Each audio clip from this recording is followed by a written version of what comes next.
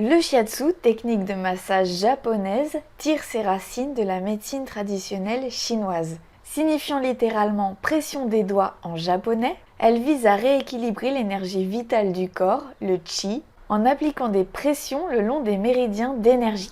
Inspiré par ces principes, le shiatsu a évolué au Japon au XXe siècle, intégrant des techniques de massage Adma et d'autres thérapies manuelles. Officiellement reconnu par le ministère japonais de la Santé en 1955, le shiatsu est aujourd'hui pratiqué à travers le monde pour ses bienfaits sur les tensions physiques et psychiques, contribuant ainsi au bien-être global. Aujourd'hui, je te propose une interview avec deux praticiens formés à l'école parisienne de Douyin et Shiatsu, Nicolas Pinchard et Mathieu Jourdan.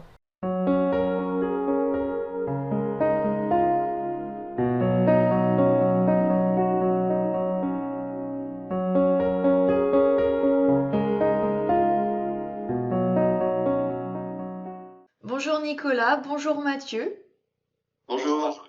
Et je vous remercie d'avoir accepté de réaliser cette interview. Donc aujourd'hui, on va parler donc de votre métier. Donc vous êtes tous les deux praticiens shiatsu. Donc, je ne sais pas si c'est ça exactement la dénomination ou spécialiste en shiatsu. Exactement ça. C'est ça? Ouais, c'est ça. Praticien spécialiste en shiatsu. Ouais. Et donc du coup, je vais vous guider à travers quelques questions pour que vous puissiez nous faire découvrir votre métier, qui à mon sens n'est pas assez reconnu, dont on ne parle pas assez en France. Donc c'est pour cela que j'ai souhaité faire cette interview, pour qu'on en apprenne davantage sur cette pratique. On va déjà commencer par une première question. J'aimerais, Nicolas, par exemple, que tu commences, que tu nous dises quel a été dans ton parcours personnel, quel a été ce chemin qui t'a amené vers le shiatsu. C'est une longue histoire. En fait, j'ai commencé à être initié au massage à l'âge de 7 ans. Donc, tout a commencé par ça. J'ai découvert assez jeune que je ressentais des choses dans les mains, mais j'avais pas connaissance encore de ce que c'était, parce que dans mon entourage, personne ne pouvait me le dire. J'avais vu à cet âge-là que j'avais un don de guérison. Donc, ça m'a permis de faire des belles choses, mais donc à l'âge de 9 ans, je voulais être ostéopathe, ça je m'en souviens bien, parce que je voyais bien les bienfaits dans mon entourage de cette pratique holistique, mais je voyais aussi que l'ostéopathie ne couvrait pas la partie énergétique. Donc c'est cette partie énergétique que j'ai découvert quand j'avais 11 ans. En faisant du karaté, en fait, mon professeur m'a initié au point Kyusho, ce sont des points de frappe qui sont des points vitaux, il m'a montré faire des méridiens. Donc c'est à ce moment-là, à l'âge de 11 ans, que j'ai découvert ce que je ressentais, donc cette énergie vitale qui parcourt les méridiens. Donc j'ai commencé à apprendre la médecine traditionnelle chinoise à cet âge-là, donc les 361 points que compose cette médecine. J'ai appris le Tuina, parce que j'aimais le massage, donc le Tuina, le massage traditionnel chinois. Donc j'ai appris également le massage traditionnel thaïlandais, donc parce que dans le massage thaïlandais, on utilise 10 scènes, c'est 10 méridiens complémentaires. J'ai appris également la réflexologie plantaire et le shiatsu, j'ai découvert il y a 22 ans maintenant, au Japon. Donc j'ai commencé à apprendre le shiatsu il y a 22 ans, mais c'était à ce moment-là pas reconnu en France, donc très peu connu, encore méconnu actuellement, même si c'est reconnu par la France depuis 2015. Donc j'ai commencé à chercher un professeur qui utilisait les extensions Masunaga, et je voulais pas n'importe quel professeur, je voulais un professeur japonais pour avoir vraiment l'essence même de cette tradition, cette pratique japonaise, parce que le shiatsu vient du Japon. Et j'ai trouvé donc le maître Toshi Chikawa qui est à Paris, et j'ai suivi son cursus, ce qui m'a permis d'avoir une reconnaissance, bien sûr, en France et en Europe, pour pouvoir pratiquer en hôpitaux et en EHPAD. C'est ce que j'ai fait également. Donc voilà, après j'ai pratiqué, en plus de ça, dans les cabinets à Paris, et également dans des clubs sportifs aux Pyramides, et maintenant au Paris Country Club. Voilà. Et du coup, on voit que chez toi, ça a démarré très tôt, cette ouverture au ressenti corporel, à cette énergie.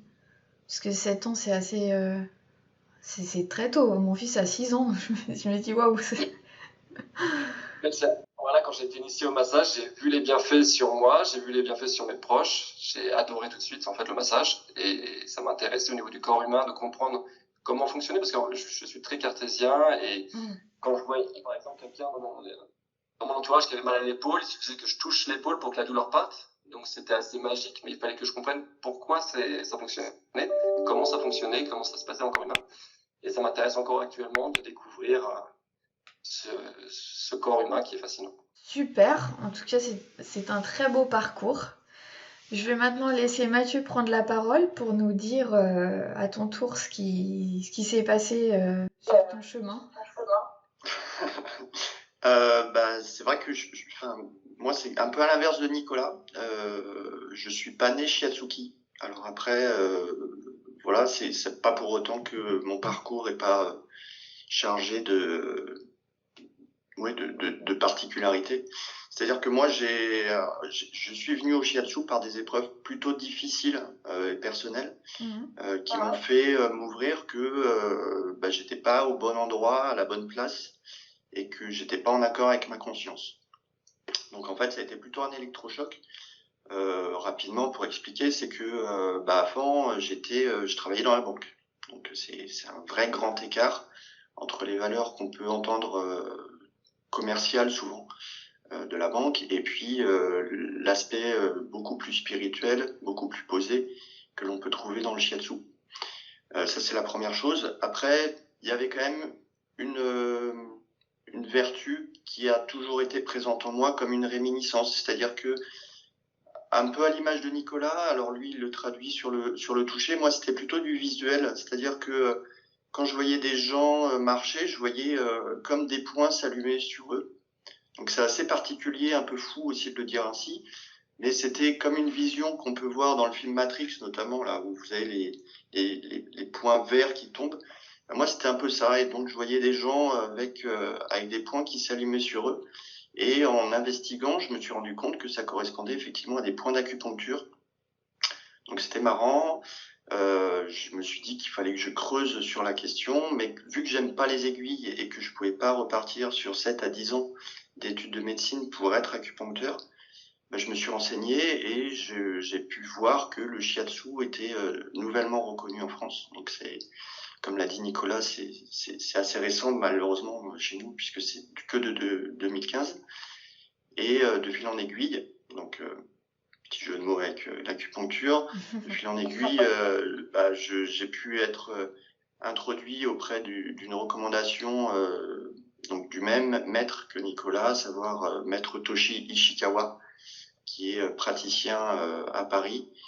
Et je suis rentré dans son école et dès la première session, qui était une session de découverte, j'ai trouvé que ma place était forcément chez lui, auprès de lui, et c'était normal que je sois sur ce parcours-là, qui a été un très beau parcours, dont je suis très fier.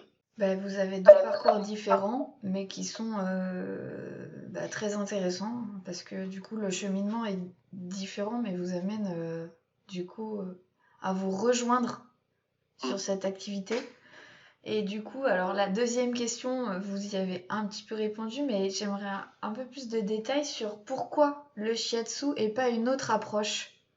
Pourquoi ce feeling avec le shiatsu? Qu'est-ce qui vous a vraiment plu Qu'est-ce qui vous a attiré vraiment vers cette pratique-là et pas une autre? Ouais, c'est vrai que par rapport à ce que j'évoquais, le shiatsu, il y en a d'autres, des pratiques où on peut travailler sur le corps et avoir cette volonté humble de bien faire pour rendre le bien-être des gens meilleur. Mais pourquoi le shiatsu? Parce que, enfin, moi, j'ai trouvé surtout que la rigueur et la richesse physique, ça pouvait entraîner la tradition aussi japonaise. Ça collait vraiment à mon envie en fait de prendre soin des autres. Et puis, dans le shiatsu, il y a aussi une approche qui est holistique. Donc, on traite vraiment l'intégralité du corps, à la fois les maux physiques, émotionnels et puis psyché, sans compter le spirituel évidemment. Mais voilà, c'est ces approches-là qui ont fait que je me suis tourné vers le shiatsu et pas vers une thérapie uniquement manuelle, comme peut être, sans les dénigrer évidemment, ma sœur kiné ou ostéo, où là, pour moi, on était plus sur du physique et pas sur les autres champs. Voilà. Donc c'est vraiment pour le côté holistique de la matière que je me suis orienté vers le shiatsu. Alors également, je rejoins Mathieu, c'est effectivement ce côté holistique qui est le plus intéressant. Donc, comme je l'ai dit tout à l'heure, en fait, avant le shiatsu, j'ai bien sûr appris le tuina, le massage thaï, d'autres certaines techniques comme la réflexologie plantaire, mais je trouvais toujours, finalement, même l'ostéopathie ne traite pas la partie énergétique. Donc il y avait toujours un manque. C'est ça que j'ai découvert au Japon il y a 22 ans. C'est la fusion des deux médecines occidentales avec l'ostéopathie, la chiropraxie. Parce que pour revenir un peu sur l'origine du shiatsu, finalement, c'est la fusion des deux médecines qui a été faite au 19e siècle au Japon. Alors, pour résumer un peu l'histoire du Japon, il y a eu une fermeture au XVIIe siècle par l'empereur, donc fermeture des frontières. Le Japon a été en autarcie. Ils ont développé leur propre médecine et leur connaissance en énergétique. Et en 1854, Matthew Perry, un Américain qui a voulu ouvrir les frontières, il a réussi en 1858, donc faire un commerce avec le Japon. Et donc l'ostéopathie, fin 19e siècle, qui a été développée aux États-Unis, est arrivée au Japon. La chiropraxie également, fin 19e, est arrivée au Japon. Et ces médecines occidentales et orientales ont été fusionnées et le shiatsu a été donc pour la première fois dans un livre paru en 1920 par Tamae Tampeki. Et c'est ça en fait que j'ai découvert là-bas, c'est cette fusion des deux médecines qui permettent d'avoir une approche holistique tant sur le plan physique que psychique. Et c'est ça qui m'intéresse le plus pour finalement traiter au mieux les personnes. Très bien, belle analyse. Du coup, un petit peu plus loin dans votre cheminement, qu'est-ce qui vous a amené, donc toi Nicolas d'abord, à choisir cette école parisienne? Je sens l'énergie vitale, je voulais avoir une approche la plus complète possible. Et donc avec les extensions Masunaga, donc Château Masunaga a découvert 12 extensions aux 12 méridiens classiques pour ceux qui ne le savaient pas. Et c'est une approche beaucoup plus complète qu'une approche comme par exemple Namikoshi qui utilise juste les 12 méridiens classiques de médecine traditionnelle chinoise. Je cherchais plutôt cette approche encore plus holistique en fait. Et pourquoi j'ai choisi Toshi Chikawa? Parce que je voulais, comme je vous l'ai dit, recevoir d'un maître japonais avec cette vision orientale et pas un maître français qui ne l'aurait pas. Donc mon choix était tout trouvé sur cette école et je regrette pas parce que c'était une très belle expérience, c'est l'un des meilleurs en Europe. Donc j'étais honoré d'être son élève et d'avoir son enseignement. Très bien. Et toi Mathieu? En fait, je rejoins parfaitement Nicolas sur ce point-là. Comme je l'ai dit avant, c'est une vraie chance d'avoir pu être élève de maître Toshi Ishikawa et travailler dans son école avec les professeurs, ses enseignants, Laurence, Jacques, Gabriella. Enfin, c'est un vrai privilège. Donc là, j'ai été béni de cette rencontre. Et puis, comme je le disais aussi, pourquoi cette école? Parce que en fait, on m'a orienté vers elle.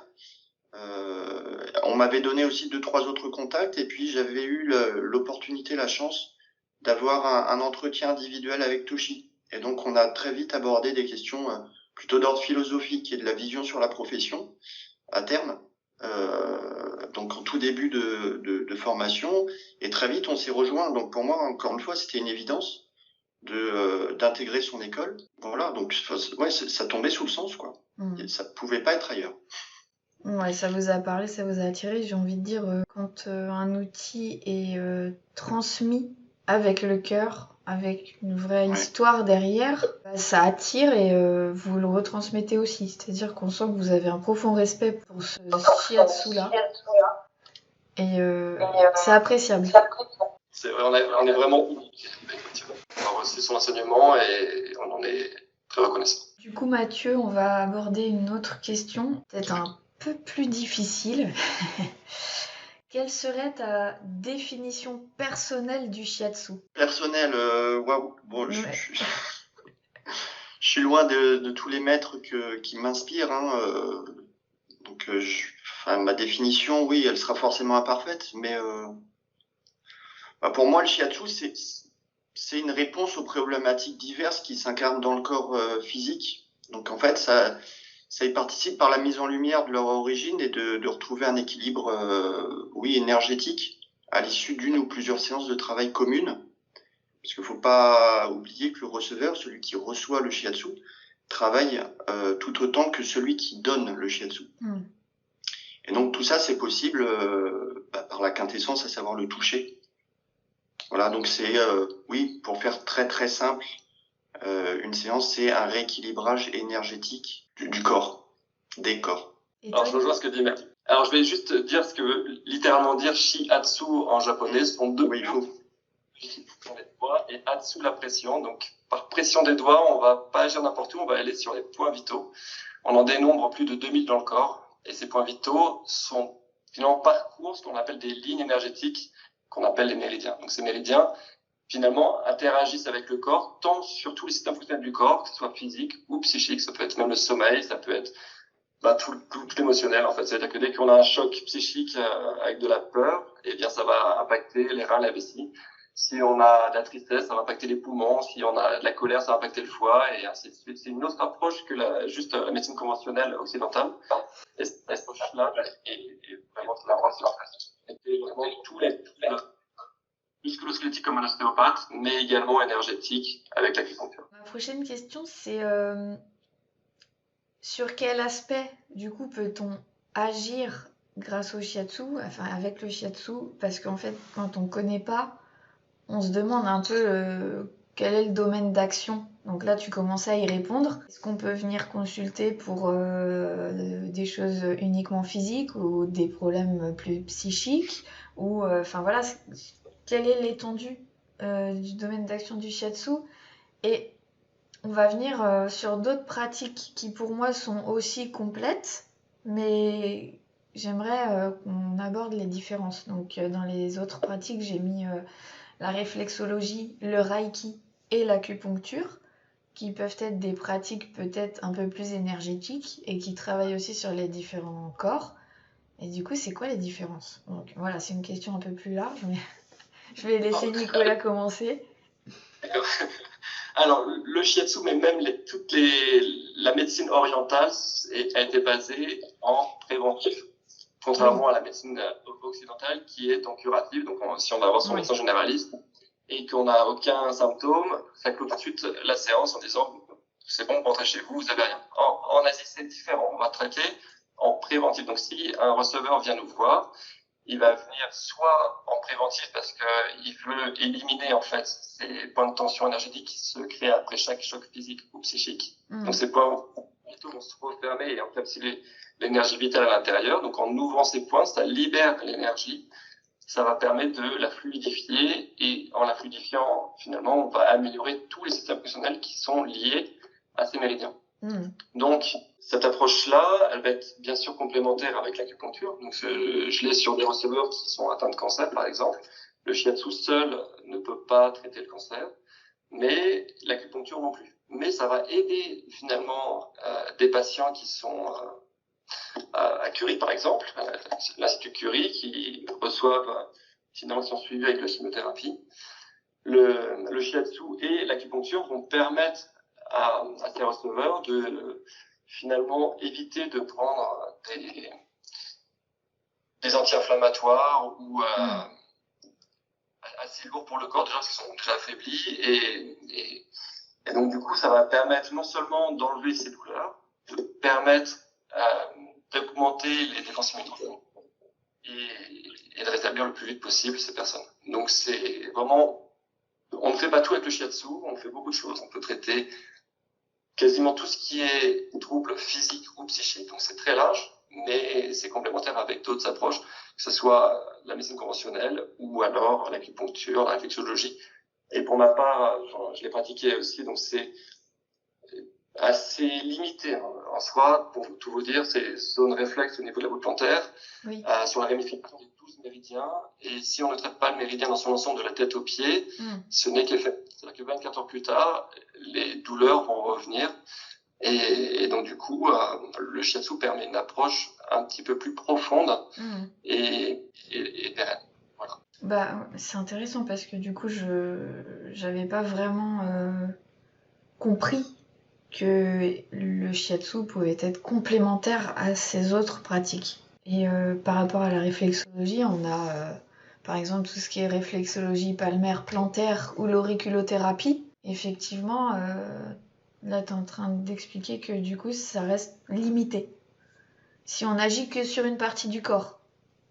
On agit que sur une partie du corps et ça sera limité parce qu'en fait l'énergie vitale, il faut juste expliquer un peu ce qu'elle fait, elle agit le long des méridiens et elle atteint son maximum pendant une durée de 2 heures et on a 12 méridiens, donc ça fait 12 cycles de 2 heures C'est ce qu'on appelle l'horloge biologique. Si on ne traite pas l'ensemble de ces méridiens, eh bien 24 heures plus tard, les symptômes vont revenir, les pathologies vont revenir, les maladies vont revenir.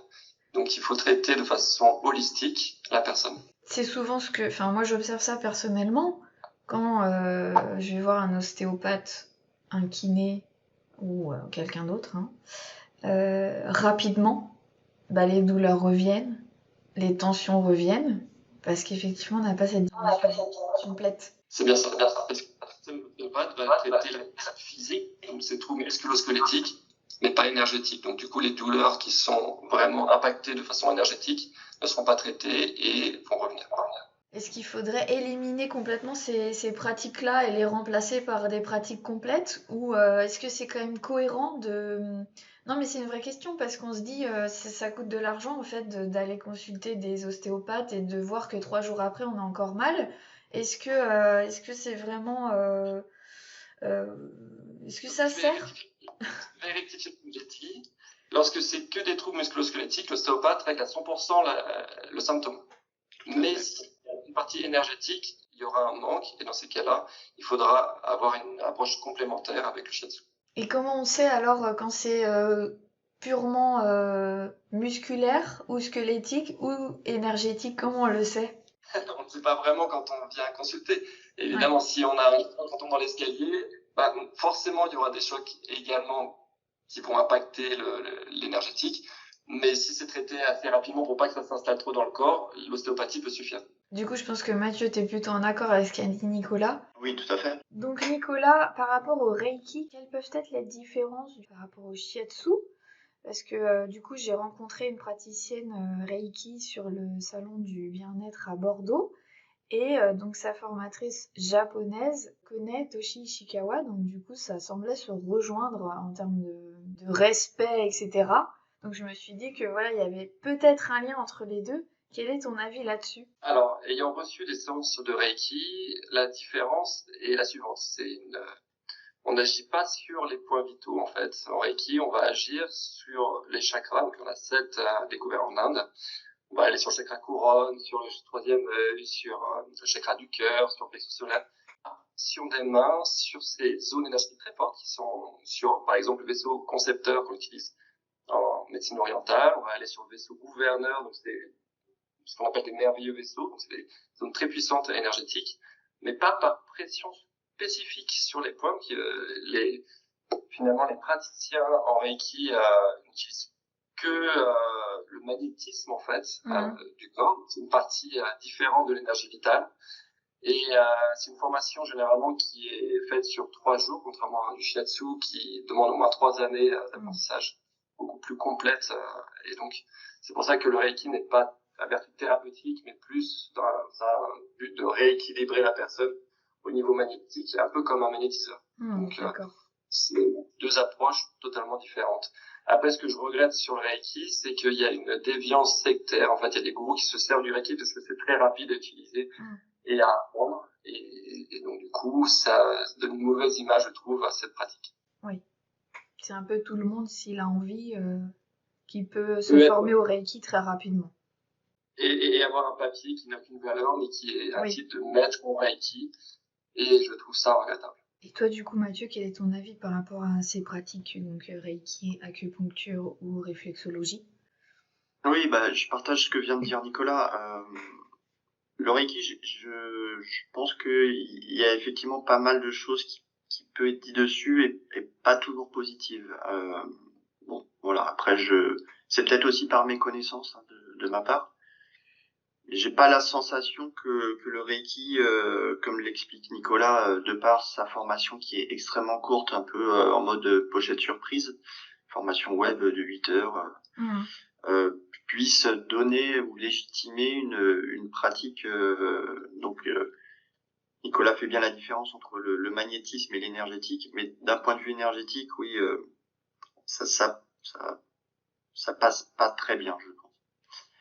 Mais bon, je vais pas m'attarder dessus. Par rapport à l'acupuncture, la principale différence entre le shiatsu et l'acupuncture, c'est que l'acupuncture travaille avec des aiguilles, alors que le shiatsu, comme Nicolas l'a défini tout à l'heure, c'est le travail littéralement avec la pression des doigts, donc les pouces, les mains, Donc c'est beaucoup moins intrusif, c'est beaucoup plus contenant par définition. Et puis la réflexologie, là aussi vous en avez beaucoup parlé, donc vous l'avez bien résumé. En fait, la réflexo, ça serait une mini cartographie à des endroits très localisés, mais ça ne traite pas forcément l'intégralité du coup du corps. Ce qui est important surtout de tout ce qui a été dit, je trouve, c'est que le shiatsu ne vise pas à se substituer à des médecines qui sont existantes. Hein. On est vraiment là pour être un complément avec les thérapies qui sont connues. Oui, c'est ça. Oui. C'est de l'accompagnement. D'ailleurs, il y a une phrase qui m'a été répétée par l'une de mes clientes il y a pas longtemps, que j'ai trouvé très très amusante, donc je vous la livre. C'est son cardiologue qui lui a dit que parce qu'elle lui disait bah voilà, je fais des séances de shiatsu, et son cardiologue lui a dit ah mais le shiatsu c'est très bien, ça guérit d'aucune maladie, mais par contre ça prolonge l'espérance de vie en bonne santé. Et j'ai trouvé ça génial parce que effectivement oui, le shiatsu, on peut dire que ça guérit rien, mais si on combat ou si on prolonge l'espérance de vie en bonne santé, c'est qu'on aidera à lutter contre la mort, ce qui est déjà en soi pas mal. Voilà. Et puis après le shiatsu, il y a aussi, comparativement à la réflexologie ou à l'acupuncture, c'est que on va aussi introduire une capacité de mobilisation, les étirements, les mouvements. Donc l'interaction avec le receveur est souvent plus présente qu'avec les deux autres pratiques. Mais bon, après, acupuncture, réflexo, pour moi, c'est des pratiques qui sont dignes d'intérêt, hein, donc vraiment les personnes peuvent en faire l'expérience. J'ai une question qui me vient là. J'ai déjà entendu que en acupuncture, le fait d'insérer une aiguille sur ces méridiens pouvait être agressif. Est-ce que c'est un fait ou c'est... Alors, c'est une réaction. C'est comme recevoir la piqûre d'un moustique, en fait. Donc, c'est très infime. C'est pas comme recevoir une seringue. Effectivement, ça laisse une trace dans la peau qu'on peut voir au microscope. Là, finalement, l'aiguille est tellement fine qu'elle sort naturellement, elle sort d'elle-même. Mais ce que je rejoins en fait ce que veut dire Mathieu, c'est que on va traiter en plus de la partie énergétique qu'on traite avec les aiguilles d'un acupuncteur, la partie finalement d'étirement des méridiens que l'on peut faire avec du qigong, du tai chi ou du douyin, ces étirements qui sont nécessaires parce que concrètement où circule l'énergie vitale, elle circule le long des fascias. Donc les fascias, on appelle ça également tissu conjonctif, c'est constitué d'eau, d'électricité et également de collagène. Cette énergie vitale est constituée d'eau et d'électricité. C'est ce que je ressens parcourir en fait le corps comme un petit ruisseau. Et en étirant ces méridiens, en fait, on va venir étirer les fascias, et comme on peut le faire dans d'autres pratiques énergétiques. Et l'acupuncture seule ne le fera pas, mais c'est complémentaire. Comme je le disais, j'ai des receveurs qui sont atteints de cancer, ils ont besoin d'acupuncture avant la chimio. Moi, ils viennent me voir après la chimio. Ça leur évite de prendre des grosses charges au niveau anti-inflammatoire et de récupérer le plus vite possible. Parce que prendre de la morphine entre deux chimiothérapies, c'est quand même assez lourd à gérer. Donc là, c'est 100% naturel. Que ce soit des aiguilles ou que ce soit par pression des doigts, c'est naturel, il n'y a pas de produits chimiques. Et c'est une approche que supporte mieux le corps. D'accord. On va repasser sur Mathieu. Mathieu, est-ce que tu peux nous dire si le shiatsu il est adapté à tous ou est-ce qu'il y a des contre-indications? Deux questions. La première, elle est marrante aussi, parce que pour moi, non, le shiatsu, c'est pas une pratique adaptée à tous, mais en fait, le shiatsu sont des pratiques adaptables à chacun. C'est-à-dire intéressant. C'est-à-dire qu'il n'y a pas un shiatsu qui existe, donc on va pas le répéter déjà à la même personne. On fera jamais deux séances identiques à la même personne, et d'une personne à l'autre, y compris quand bien même les mêmes mots, les mêmes entre guillemets pathologies, la même histoire. Il suffit qu'il y en ait un qui est, je vais caricaturer, mais très légèrement. Il suffit bien dormi et l'autre qui a pas bien dormi. Bah déjà les deux séances vont être totalement différentes. Donc voilà. En fait, le shiatsuki doit renouveler et s'adapter en permanence à la personne, à la séance qu'il va donner, mais c'est la vérité de la minute. Sachant que la finalité, ça sera toujours, encore une fois, retrouver cet équilibre énergétique qui fait qu'on va tout de suite sentir un mieux-être ou un bien-être. Mais c'est pour ça que, voilà, en début de séance, on fait un bilan de sauté oral, on décèle s'il y a des facteurs X ou Y, justement pour voir s'il y a des contre-indications. On va s'adapter. Et du coup, quelles Et pourraient après, être... Pardon, je te coupe. oui. Non, J'ai- du coup, j'avais- tu voulais me demander les Ben contre-indications oui, du lourdes, coup. c'est ça? Oui. Ouais.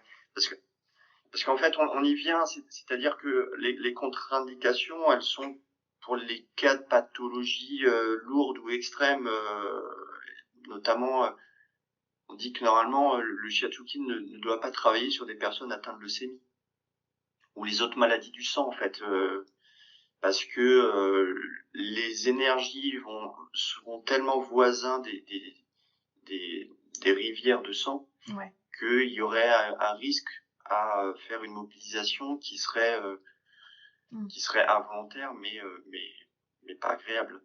Et puis après, il y a des choses qui tombent sous le sens, c'est-à-dire que quelqu'un qui a eu une occlusion intestinale, quelqu'un qui a une fracture qui n'a pas été consolidée, ou des plaies ouvertes, tout ça, on va pas travailler dessus parce que ça risque de faire des mobilisations qui sont pas agréables. Mais comme vous allez pas voir un ostéo juste après avoir eu l'avant-bras complètement cassé, vous attendez que votre consolidation osseuse se fasse. Bon, la liste elle est pas exhaustive, mais bon, déjà ça permet de réduire le champ des n'importe quoi. Alors moi je rejoins ce que dit Mathieu, c'est vrai qu'il y a autant de praticiens de shiatsu que de différents shiatsu. Donc c'est vrai. Là on avait la preuve, vous avez reçu de la part de Mathieu et moi-même. Donc c'est déjà 2 shiatsu différents alors qu'on a quand même suivi le cursus par le même maître. Donc c'est déjà une preuve. Après personnellement, j'ai pas de contre-indication. La pratique du shiatsu permet d'agir sur tout type de personnes, que ce soit des femmes enceintes, je fais des suivis de grossesse, j'agis sur les bébés. Donc évidemment, la femme enceinte, ça bouge aussi au niveau du corps, au niveau viscéral et au niveau également des vertèbres. Donc il y a tout le postpartum qui est important, les bébés évidemment, les enfants. J'ai pratiqué également sur personnes âgées en EHPAD, donc j'ai enlevé des paralysies, donc le système nerveux sur des personnes atteintes d'AVC. J'ai fait aussi un hôpital à Poincaré, à Garches. Et donc, du coup, ce que je voulais dire, c'est que finalement, il y a des praticiens qui ne pratiquent pas sur des enfants, qui se réservent ce choix, ils ne pratiquent pas sur des bébés, ils ne pratiquent pas sur femmes enceintes. Mais ça, c'est propre à chaque praticien. En fait, ça dépend de chacun, il faut respecter leur choix. Moi, je vois des contre-indications, par exemple, pour les femmes enceintes, sur le point 4 du gros intestin qui peut déclencher. Donc, c'est des points qu'il faut connaître. C'est des points qu'on dit interdits, selon des pathologies aussi, des points à ne pas faire. Mais ça, il faut les connaître pour justement accompagner toutes ces personnes. Mais une fois qu'on les connaît, ces points, eh bien, on peut agir sur tout type de personnes. D'accord. Ok. Après, il faut aussi je veux dire, les personnes qui ne connaissent pas encore de praticiens, de se méfier de ceux qui suivent des cursus non encadrés parce qu'il y a des formations de différentes écoles en shiatsu et qui délivrent pas un titre de spécialiste en shiatsu. Donc ça, c'est un titre qui est vraiment propre au SPS, donc c'est l'encadrement que l'on a suivi avec Mathieu qui permet vraiment d'être bordé au niveau anatomie, au niveau physiologie, au niveau énergétique. Donc ça nous permet d'avoir un certain sérieux de ces praticiens. Ceux qui suivent d'autres types d'écoles, alors il y a la Fédération française de shiatsu traditionnelle qui elle n'est pas reconnue, mais qui est assez sérieuse.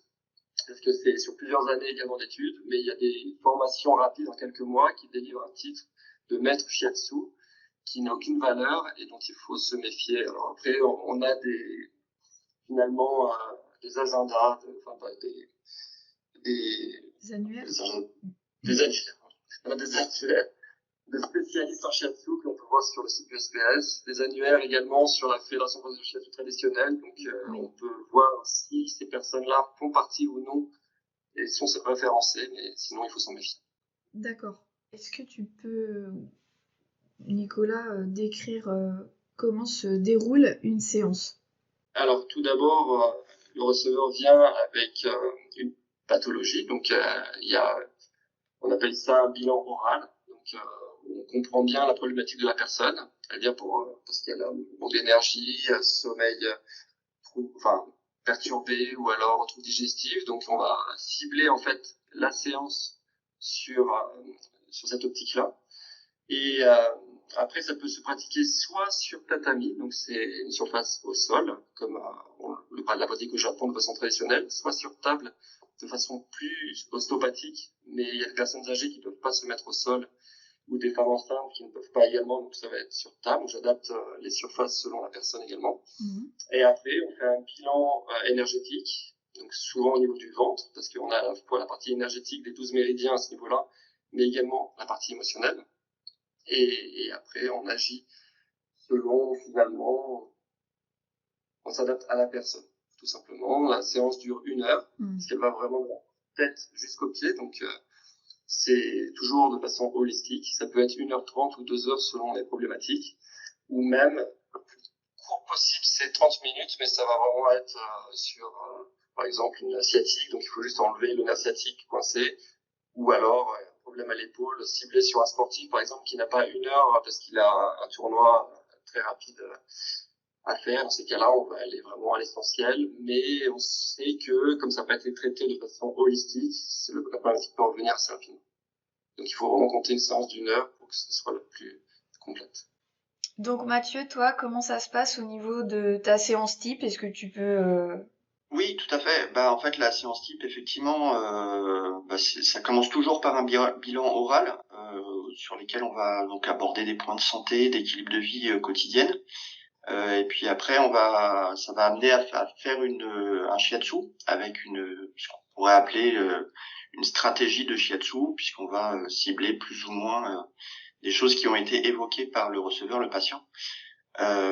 Et puis après, voilà, comme a dit Nicolas, les séances, de toute façon, c'est du sur mesure, avec le massage en acupression qui peut être fait donc sur tatami, donc au sol, ce qui est plutôt la version, on va dire, traditionnelle. Et puis après, pour certaines personnes, il est préférable de le faire sur table de massage, voire assis.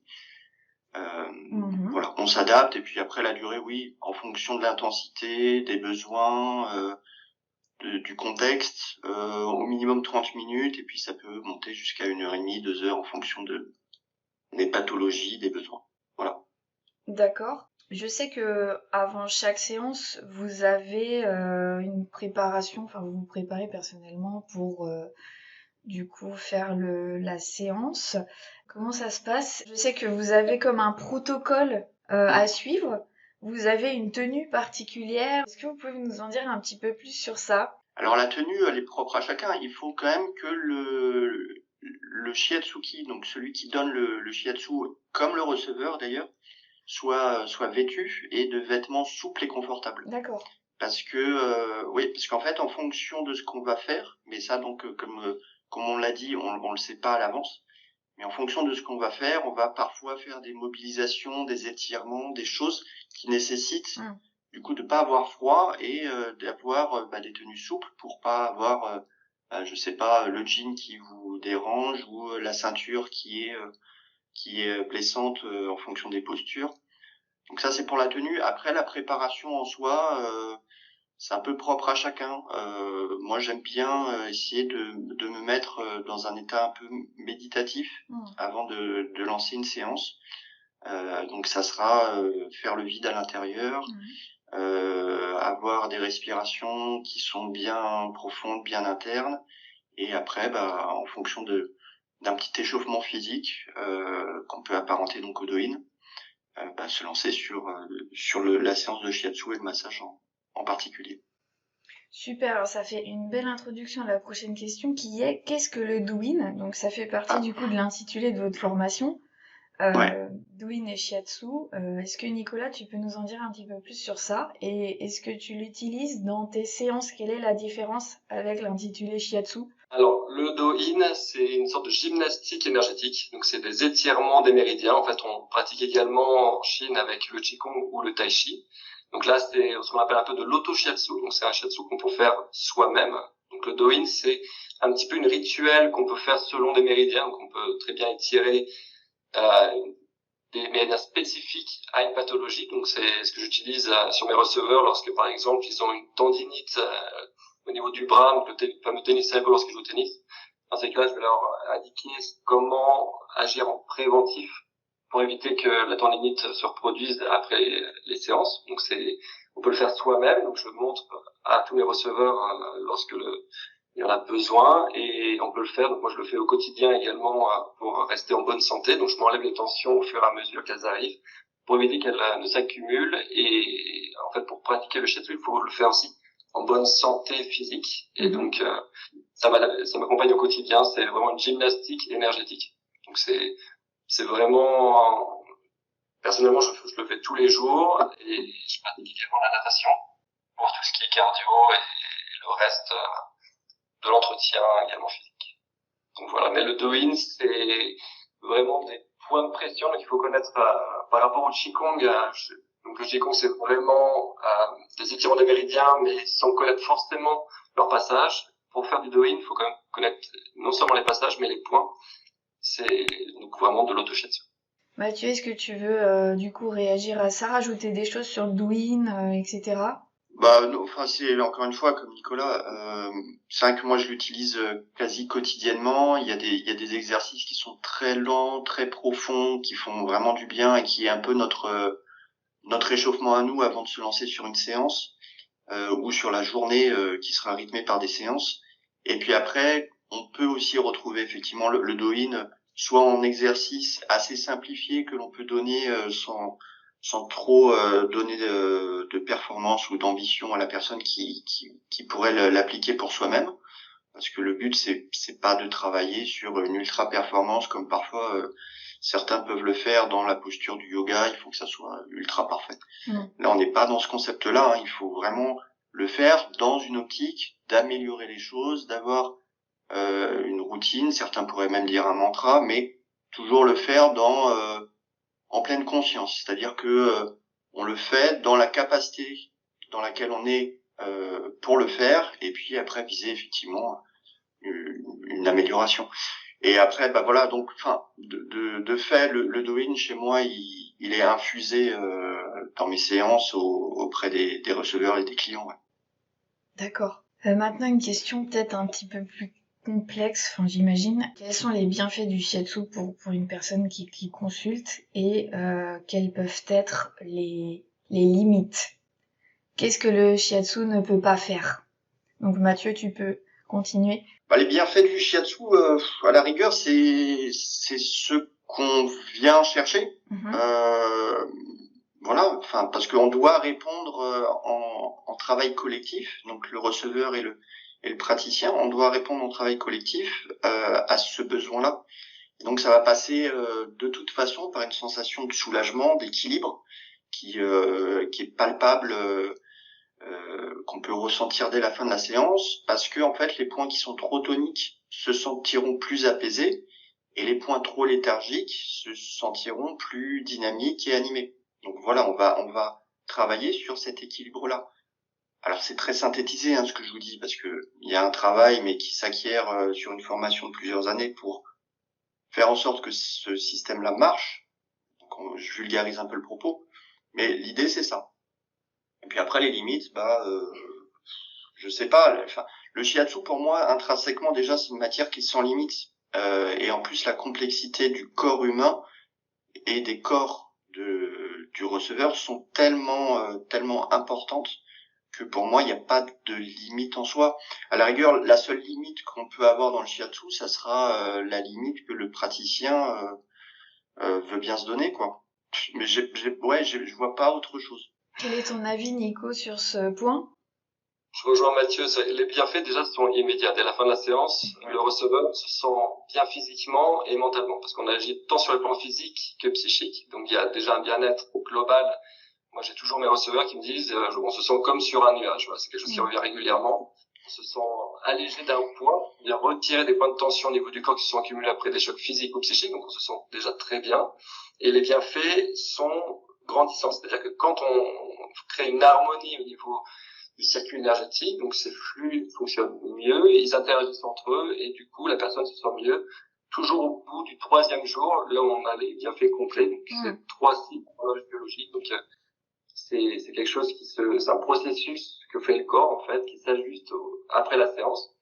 Et généralement, une seule séance peut suffire sur beaucoup de pathologies.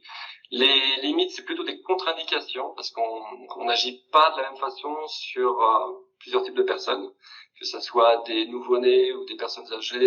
C'est des limites physiques. Comme une femme enceinte, il y a des points interdits parce que ça peut déclencher une fausse couche. Donc il y a des limites que connaît le praticien et qu'il va adapter à différentes personnes qui viennent le voir, tout simplement. Si je peux rajouter juste un point, en fait, parce que limite, on peut l'entendre dans les deux sens. C'est peut-être le shiatsu qui est limité. Donc c'est de par son manque de reconnaissance en France par les pouvoirs publics ou politiques. Enfin, je pense que Nicolas partagera mon opinion là-dessus. On souffre de cette défiance un peu politique ou pouvoir public. On sent que derrière les ordres ou le corps médical, il y a une certaine défiance aussi, comme si on allait leur voler leur travail, alors qu'en fait, comme on l'a déjà dit précédemment, on est vraiment une matière complémentaire. On va pas demander à nos patients d'arrêter de voir leur cardiologue, leur rhumatologue. Enfin, on n'est pas sur cet aspect-là. Donc c'est plutôt en ça où moi je sens qu'il y a des limites sur le shiatsu. Mais bon, après il y a des avancées, hein. Il y a des témoignages, il y a des médecins qui commencent à préconiser ou à même faire des ordonnances pour des séances de shiatsu. Donc bon, on évolue, mais je pense qu'on souffre encore en France de la principale limite du shiatsu, ce qui est une certaine défiance. Alors c'est plutôt un manque de connaissances de la part du shiatsu en France. C'est vrai que c'est reconnu que depuis 2015 par l'État français, donc c'est très récent. Oui. Ça prend du temps. Moi j'ai beaucoup de mes receveurs qui sont des médecins et qui viennent se soigner par le shiatsu et qui envoient leurs patients. Donc c'est une bonne reconnaissance déjà. J'ai pratiqué en hôpital, j'ai pratiqué en EHPAD, j'ai pratiqué avec le corps médical. C'est quelque chose qui prend du temps en France, mais qui arrive heureusement petit à petit à se faire connaître. Et je trouve que c'est plutôt une bonne chose. L'ostéopathie aussi, ça fait que 20 ans, c'est plutôt bien reconnu en France. Tout prend un peu de temps, mais c'est en bonne voie, je trouve. Ok, et du coup, pareil, belle transition il y a quelques secondes sur est-ce que vous avez des exemples de témoignages des personnes que vous avez pu accompagner, de bienfaits, de guérison entre guillemets, que vous pouvez nous partager? Évidemment, mais j'ai assisté à beaucoup de miracles grâce au shiatsu. J'ai pu enlever des paralysies de personnes qui étaient hémiplégiques suite à des AVC. J'ai pu redonner la vue à des personnes qui portaient des lunettes depuis des années. J'ai pu réveiller quelqu'un qui est dans le coma depuis 7 mois. Enfin, j'ai pu assister à beaucoup de miracles grâce à cette pratique énergétique et qui est vraiment la fusion, je le redis encore, mais des deux médecines occidentales et orientales avec l'ostéopathie, la chiropraxie et l'énergétique. Donc, on peut faire de très belles choses. Et toi, Mathieu, est-ce que tu as des choses à nous partager? Oui, après, dans la confidentialité des clients, comme ça a été dit, effectivement, oui, je vais être plus global, un mieux-être chez tout le monde. Les gens se sentent plus équilibrés et au-delà des perceptions et des modifications physiques et des miracles, on peut dire même comme ce que Nicolas vient d'évoquer, il y a de toute façon chez beaucoup un changement de mentalité, un changement de paradigme, une meilleure hygiène, une plus grande estime de soi. Il y a pour certaines personnes une plus grande volonté de prendre sa vie en main en fait. Et à l'inverse, évidemment, pour ceux qui sont beaucoup trop dynamiques, beaucoup trop excités, toujours dans ce qui s'apparente aussi à une fuite, dans l'effervescence, des gens qui deviennent beaucoup plus calmes. Et puis après, effectivement, je peux parler de mon cas aussi. Moi, en fait, j'ai eu une triple fracture du poignet gauche et les médecins m'avaient dit déjà la profession de shiatsu vous oubliez quoi. Et ils m'avaient dit donc c'est 3 mois de rétablissement, immobilisation, etc. avec je sais plus combien de séances de kiné prévues. Et en fait, au bout de la 6e séance, le kiné qui me suivait, qui était recommandé par le médecin du sport, m'a dit mais on va arrêter là parce que vous avez retrouvé 98% de votre mobilité du poignet. Et ça en 2 semaines. Mais en fait, il n'y a pas de secret, c'est que pendant 2 semaines, je me faisais 6 heures d'auto-shiatsu au poignet. Donc après comme un fou, hein, évidemment, mais parce que c'était juste hors de question que par ma bêtise d'avoir oublié de me protéger et que j'avais fait une chute, donc en cassant mon poignet à 3 endroits, je puisse arrêter ma pratique. C'était hors de question. Donc voilà, ouais, pour ça un petit miracle, ouais. On connaît, si on s'y intéresse un minimum, on connaît la puissance du mental, de l'esprit sur notre capacité personnelle à guérir si on le décide vraiment. Donc là, c'est un exemple, mais il y en a d'autres, comme celui de, par exemple, Joe Dispenza aux États-Unis, qui est assez connu, qui était paralysé et qui, grâce au pouvoir de son esprit, a réussi à remarcher. Je prends un cas comme ça, un cas d'étude un peu, une personne qui serait presque handicapée par une hernie discale, qui refuserait une opération parce que elle a peur des conséquences. Une hernie discale mal placée, proche de la moelle épinière, avec des disques complètement morts. Qu'est-ce que pourrait proposer le shiatsu sur un cas comme ça? En fait, autour des vertèbres, autour de cette hernie, il y a des méridiens qui passent, et le méridien en particulier de la vessie. En fait, c'est cette méthode, cette technique énergétique va permettre d'agir sur ces points qui vont libérer en fait la partie musculaire dorsale et qui va pouvoir réajuster en fait l'hernie discale. Et on peut éviter, je l'ai fait plein de fois, on peut éviter les opérations grâce à cela, et ça marche plutôt bien. Mais du coup, s'il y a des douleurs, par exemple, qui sont liées à la présence de cette hernie, et que l'usure des disques fait qu'on peut, entre guillemets, c'est aussi une façon de le voir, mais on se dit que s'il y a plus de disques, en gros, on va souffrir toute sa vie. Parce que la douleur, elle est multiple, c'est-à-dire elle provient effectivement de la hernie, mais elle irradie en fait tout autour, et elle irradie ce circuit énergétique. Si on rééquilibre le circuit énergétique, la personne va moins souffrir. Et j'ai eu plein de cas comme ça, où par exemple une personne se casse le coccyx, donc on voit à la radio la fissure sur le coccyx, on va agir au niveau énergétique autour, et la personne va pouvoir s'asseoir en fait sans douleur, comme s'il n'y avait pas eu de fracture. Ce genre de personnes refont des radios, on voit toujours la fracture, mais il n'y a plus de douleur. Donc on peut finalement contrecarrer en fait cette douleur de façon énergétique. Ok. Mathieu, t'as quelque chose à rajouter ou ça Non, oui, mais c'est juste un détail technique parce que Nicolas a tout très bien dit. Le shiatsu permet aussi de recréer des fluides, ces petits fluides qui se situent notamment entre les os. Et c'est la raison pour laquelle, par exemple, le shiatsu est très très bénéfique pour les personnes qui souffrent d'arthrose, parce que en fait, l'arthrose c'est une déformation des os notamment et qui est liée à cette perte ou cet assèchement de l'eau qui se situe autour des os.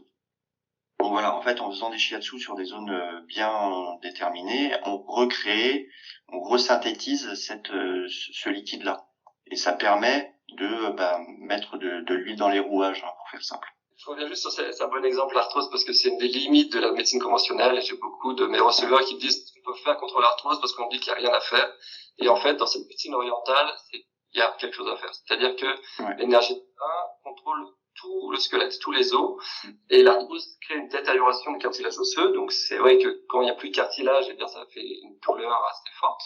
Et en fait, si on va tonifier l'énergie des reins, on va renouveler les tissus osseux et donc contrecarrer l'arthrose. Donc ça, finalement, on peut faire un peu marche arrière plutôt que d'aller vers une fatalité en disant l'arthrose, vous pouvez rien contre ça et vous allez souffrir toute votre vie. Non, ce n'est pas vrai. Et en l'occurrence, pour l'arthrose, parce que c'est extrêmement invalidant, il y a aussi beaucoup de gestes que n'importe quel shiatsuki formé au do-in peut prodiguer au receveur pour qu'il puisse, lui, dans l'ombre ou sans attendre sa séance de shiatsu, pouvoir se bouger, se mouvoir très simplement, encore une fois, pour générer ce liquide, se fluidifier en fait. Et ça, c'est très simple, très très simple. Si on veut se former au shiatsu, comment choisir son école? À qui s'adresser? Comment faire le tri? Déjà, il y a beaucoup de shiatsu, ce que j'avais dit précédemment. Il y a autant de shiatsu que de praticiens, donc il y a autant d'écoles finalement que de styles de shiatsu différents. Donc moi, ce que je conseille, c'est d'avoir déjà reçu une séance pour connaître un peu ce que l'on recherche et ce que l'on veut apprendre. Parce que c'est vrai que si on apprend un type de shiatsu qui ne correspond pas, c'est dommage. Donc il y a différents styles. Il y a un style Namikoshi qui va être plutôt tonique. Le Zen Shiatsu que l'on a appris avec Mathieu, qui est issu de Masunaga, va être plus global au niveau du corps avec 12 extensions aux 12 méridiens classiques et va être beaucoup plus doux qu'une version Namikoshi. Un Washi va être plus enveloppant. Après, tout dépend de ce que l'on recherche et de ce que l'on souhaite apporter à nos receveurs. Mathieu, tu veux rajouter quelque chose?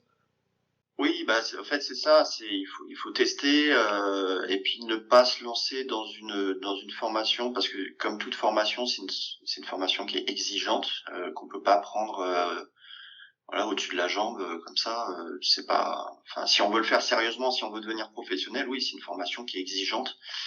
Donc de pas hésiter à pouvoir ou demander des entretiens auprès des directeurs des écoles, des responsables pédagogiques, de faire des journées portes ouvertes quand c'est possible, voilà, enfin de créer un vrai contact avant de se lancer.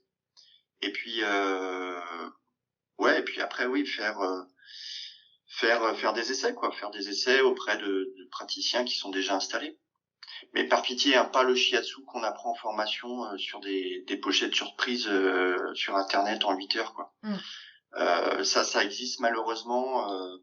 Enfin, pour recadrer un petit peu, au Japon, un shiatsushi, c'est un titre de médecin et c'est à peu près 3000 heures d'études.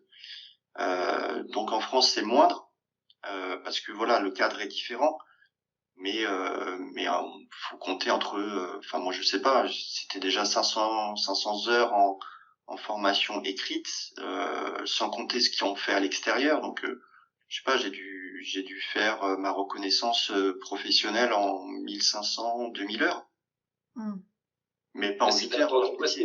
C'est un temps incompressible. Il y a beaucoup de connaissances à acquérir et c'est sûr qu'il y a des formations qui disent en 3 mois vous êtes maître shiatsu, mais ça a aucun sens. En fait, c'est dangereux même pour les receveurs parce que c'est des personnes qui n'ont pas assez de connaissances pour accompagner les personnes.